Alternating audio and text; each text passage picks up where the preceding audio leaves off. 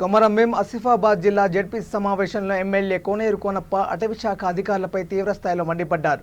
పోడు వ్యవసాయం చేసుకుని జీవించే పేద ప్రజలను అటవీ శాఖ అధికారులు భయభ్రాంతులకు గురిచేస్తున్నారని ధ్వజమెత్తారు.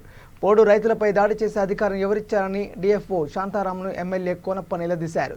గ్రామీణ ప్రాంతాల నిరుపేద ప్రజలపై అటవీ శాఖ అధికారులు చేస్తున్న దౌర్జన్యంపై సభలో ప్రస్తావించారు.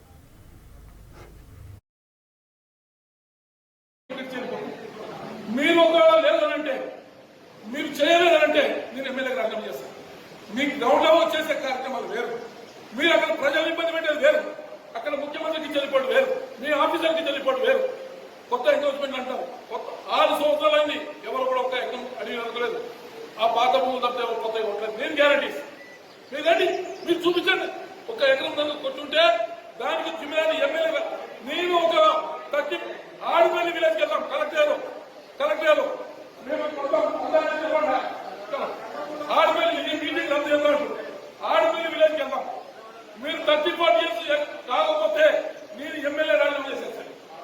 మీరు 30 సంవత్సరాల నుంచి 40 సంవత్సరాలు 50 సంవత్సరాలు తిరుగుకుంటారు. వాళ్ళ ఎస్టీస్ వాళ్ళ భూముల్లో పోయి మీరు వాళ్ళ నోటీస్ ఇస్తారు. కారు ఎద్దులు నడుపుతారు, ఎద్దులు కొడతారు, మీ ఇష్టం వచ్చినట్టు చేస్తారు. ఇక్కడ కలెక్టర్లు వీళ్ళు ఏం చేసింది చెప్తారండి. చట్టం లేదు, మనకు ఇన్ని కానులు పెట్టారు, మమ్మల్ని ఇన్ని ఇబ్బందులు పెట్టారు. ఇది న్యాయమా అని చెప్పి నేను అడుగుతా ఉన్నా. మీ పులుల పేరు చెప్పి ఇలా ప్రజలు సహకరించకపోతే ఈ పులులు పెరిగాయని చెప్పి నేను అడుగుతా ఉన్నా. ప్రజలు ప్రతి ఒక్కరు సహకరిస్తున్నారు. రోజు 2 ఎద్దులు కొడతా ఉన్నాయి, రోజు 2 ఆవులు కొడతా ఉన్నాయి, రోజు 2 ప్రజలు చంపుతా ఉన్నాయి. పులులు 2 మనుషులు చంపినాయి. మేము అయినా కూడా మీకు సహకరిస్తా ఉన్నాం. ఇలా 11 పులులు వచ్చినాయి. ఇలా తెలంగాణ నుండి మేము గర్వపడతా ఉన్నాం.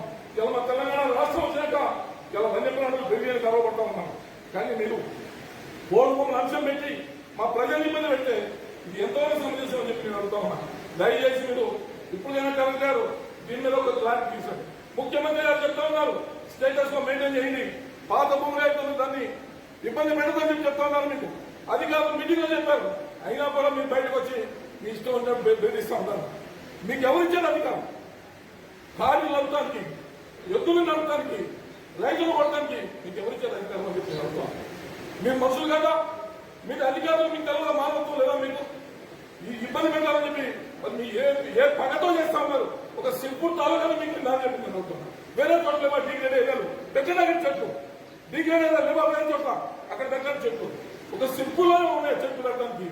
అంటే ఇది కక్ష కట్టి చేస్తా ఉన్నారా, లేకపోతే రాజకీయంగా చేస్తా ఉన్నారా? ఎందుకు చేస్తా ఉన్నారని చెప్పి నేను అడుగుతాం.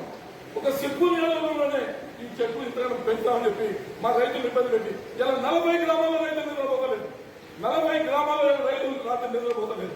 ఇలా అలో లక్ష్మణ్ పెడుతున్నాను. ఇలా మేము గ్రామాల్లో పోతే మమ్మల్ని తిట్టే పరిస్థితి. మీరు ఏం పాపం చేసి మేమేం తప్పు చేసినాం? మీరు చేసే కార్యక్రమాలకి మీరు డిసైడ్ చేయండి. లేకపోతే ఆ గ్రామాలు ఆ రైతులు తీసుకుని, ఆ ఎద్దులు తీసుకుని అలా కుటుంబానికి వచ్చి కలెక్టర్ ఆఫీస్ మేము అక్కడ తెంకలేయండి. మేము అక్కడ వచ్చి బతుకుతాం. మీ కేసులు మీ దౌర్జన్యం మేము భరించండి. మా అమ్మాయి మీద మీ కేసులు రాలేదు. మీరు కలెక్టర్ ఆఫీస్ ముందు తెంకలేయండి.